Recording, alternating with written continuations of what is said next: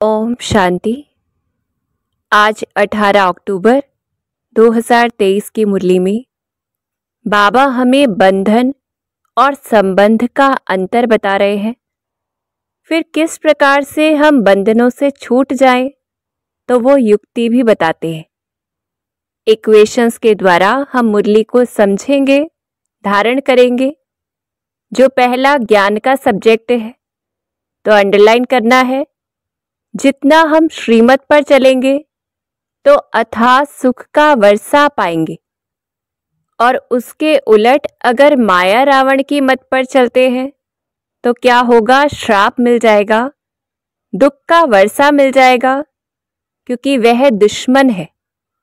तो चेकिंग करनी है कितना हम सारा दिन श्रीमत पर चलते हैं और कितना श्रीमत के विरुद्ध। जो भी मत है वो माया की मत है, तो श्रापित होते जाएंगे। तो इसलिए बाबा कहते तुम तैयार हो रहे हो। तो कैसे करनी है तैयारी? देह के बंधन को बुद्धि से तोड़ना है। गृहस्थ व्यवहार में रहते सहज राजयोग सीखना है। तो कैसे करना है ये? तो अगला सब्जेक्ट जो योग का है, बाबा ने पक्का कराया। लौकिक संबंध या देह का सिमरण करते हैं तो ये जिस्मानी बंधन है। जीवन बंध की अनुभूति होती है, दुख की अनुभूति होती है। तो यहाँ से हम चेक कर सकते हैं किसी भी समय, किसी भी चीज से, किसी भी मनुष्य से अगर हमें दुख की अनुभूति हो रही है, अर्थात हम बंधन में हैं। फिर क्या पक्का करना है कि देही के संबंध से जितना हम रहेंगे, कि खुद को आत्मा पक्का करके दूसरों को भी आत्मा देखेंगे, तो क्या होगा? एक ही माता पिता याद रहेगा, रूहानी संबंध जुड़ जाएगा, जिससे सदा सुख मिलेगा, फायदा होगा। और जो लौकिक कोई भी बंधन है उससे भी हम छूट जाएंगे, जीवन मुक्ति की अनुभूति होगी।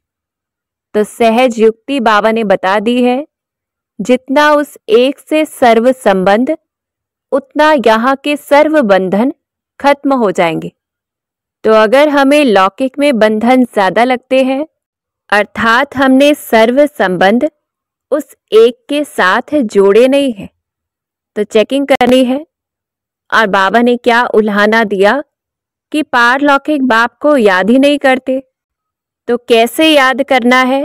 बाबा ने अनेक युक्तियां बताई हैं। अनेक संबंधों से याद करना है कि वो बाप है तो कैसा है? पारलोक में रहने वाला परम पिता है, साधारण नहीं है। ऐसा माता पिता है जिसे सब याद करते, जिसके लिए हम ही ने गाया त्वमेव माता च पिता। ऐसा बाबा जो हमें भक्ति का फल देता है, सबको सुख देता है। हम बच्चों की चिट्ठी भी पढ़ता है, थ्रू ब्रह्मा हमें दैवी मत देता है, और अपने समान हम बच्चों को संपूर्ण बना देता है, राजयोग सिखाकर स्वर्ग का वर्षा देता है। ऐसा जो 16 कला संपूर्ण बना देता, जिससे हम सदैव हर्षित रहते हैं। तो ऐसे याद करना है शिव बाबा को बाप के स्वरूप से। फिर क्रिएटर के रूप से याद करें, जो ब्रह्मा विष्णु शंकर को रचते हैं। ब्रह्मा के द्वारा स्थापना कराते हैं, शंकर के द्वारा विनाश कराते हैं, और विष्णु के द्वारा पालना कराते हैं। ब्रह्मा के शरीर में प्रवेश करके उस बड़ी माता के द्वारा क्रिएट करते हैं हम ब्रह्मा कुमार कुमारियों को। पहले नंबर में सरस्वती को अडॉप्ट करते हैं, मम्मा को अडॉप्ट करते हैं। तो ऐसे हम शिव बाबा को देखें, ऐसा माता पिता जिससे नई सृष्टि की रचना होती है। कि ब्रह्मा बाबा माँ है तो शिव बाबा पिता है। नई सृष्टि अडॉप्ट करते हैं, और इसीलिए सब कहते हैं कि हमको खुदा ने पैदा किया। तो ये हम समझा भी सकते हैं, और इस प्रकार से बाबा को याद करना है। फिर तीसरा संबंध टीचर का है, जो हमें बेहद के झाड़ का ज्ञान देता है, 84 जन्मों का राज समझाता है। प्रजापिता ब्रह्मा, ब्रह्मा कुमार कुमारियों की रात को ब्रह्मा का दिन बनाता है। तो ऐसी ज्ञान की रोशनी जिससे दिन हो जाता है। फिर याद करना है शिव बाबा को सखा के रूप से, जो हल्के रूप में आकर हमें बहलाता है, खुद भी बहलता है। पति के रूप से देखें, जैसे शिव बाबा ब्रह्मा बाबा के पति है और ब्रह्मा बाबा उनकी वन्नी है, तो ऐसे हम शिव बाबा को देखें। फिर शिव बाबा लिबरेटर है, तो रावण रूपी 5 विकारों के बंधन से हमें छुड़ाते, दुख से, माया के बंधन से लिबरेट करते हैं। तो लिबरेटर के रूप से याद करें, सतगुरु के रूप से याद करें, जो सर्व का सद्गति दाता है। और बाबा का जो अंतिम रोल है, गाइड के रूप से, मच्छरों सदृश सबको वापस ले जाते हैं। तो ऐसे हम बाबा को याद करें, जो हमें परमधाम घर ले जाता है। तो सब युक्तियां बताकर बाबा कहते कि बाप और वर्षे को याद करना है, तो ही विक्रम विनाश होंगे, माया का वार भी नहीं होगा। तो अंडरलाइन करना है। और योगी का लक्षण क्या होता है? परमार्थ के आधार से व्यवहार को सिद्ध करना। तो जितना हम परमार्थ को प्राथमिकता देते हैं, तो लौकिक व्यवहार स्वयं ही सिद्ध हो जाता है। जब हम ये सोचते हैं पहले लौकिक कार्य करें फिर परमार्थ का कार्य करें, तो दोनों ही नहीं होते हैं। तो ऐसे सच्चा योगी बनना है और नशा रहे कि हम कौन है, जिसने अनुभव किया है बाप को, उसके साथ सर्व संबंध को, उन प्राप्तियों को। तो शिव बाबा को भी नशा है कि दूसरा कोई कैसे जान सकता है जब तक हम बच्चों के संग में ना आए। तो हमें अनुभूति करनी है सर्व संबंधों की। स्मृति व नशा रहे कि हम तो सेना है, स्वयं भगवान हमको माया से युद्ध करना सिखलाते, हमें रावण पर विजय पाकर हीरे जैसा बनाते, कल्प कल्प बाप की याद के द्वारा। और स्वयं खुदा हमारा माता पिता है। तो जितना ये नशा रहे कि मेरा तो एक सर्वोत्तम शिव बाबा, मेरा तो एक सर्वोत्तम टीचर, दूसरा न कोई, तो क्या होगा? हिम्मत आ जाएगी नशे से और सदा गॉडली सर्विस पर हम तत्पर रहेंगे, विजय हमारी निश्चित हो जाएगी। तो ऐसे नशे में रहकर हिम्मतवान बनना है और देखना है उस सत्युगी दुनिया को, जहां जिस्मानी संबंध तो है लेकिन कोई बंधन नहीं है, सुख का ही संबंध है। तो ऐसे नशे और खुशी में रहते धारणा करनी है कि अगर सहन शक्ति की कमी होती है तो छोटी सी कोई बात होती है, चेहरा जल्दी बदल जाता है। फिर क्या होता है? घबराकर या तो स्थान को बदलने की सोचते हैं या मनुष्य से दूर चले जाते हैं, दूसरों से किनारा कर लेते हैं, अपने को नहीं बदलते।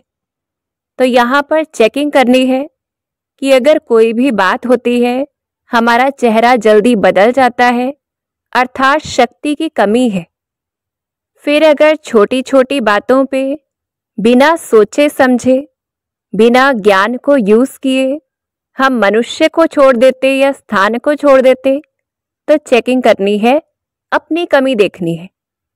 तो ऐसे बाबा ने हमें प्रेरित किया कि सहनशीलता का अवतार बन जाओ, कि सहनशीलता का अवतार बन जाओ, सबके साथ स्वयं को एडजस्ट करना सीखो।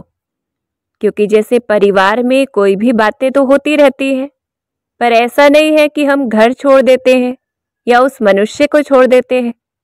तो ऐसे ही सेवा स्थान पर भी देखना है, अपने आप को एडजस्ट करना है। इसी से क्या होगी? सेवा हो जाएगी। गॉडली सर्विस ही क्या है? निर्विकारी बनाने की है। कैसे बनाएंगे? बाप का परिचय देकर उनसे बुद्धियोग लगाना है। कैसे देना है परिचय? पूछना है आत्मा का बाप कौन है? फिर कोई कहे परमात्मा है, तो माता कौन है?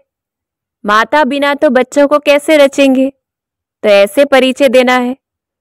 दूसरा पॉइंट बताना है कि सभी आत्माएं बंधन में है, इसलिए पुकारती है परमात्मा को कि आपके संबंध में हम आना चाहते हैं, आपसे मीठी मीठी बातें सुनना चाहते हैं, और गाते हैं आत्मा परमात्मा अलग रहे बहुकाल।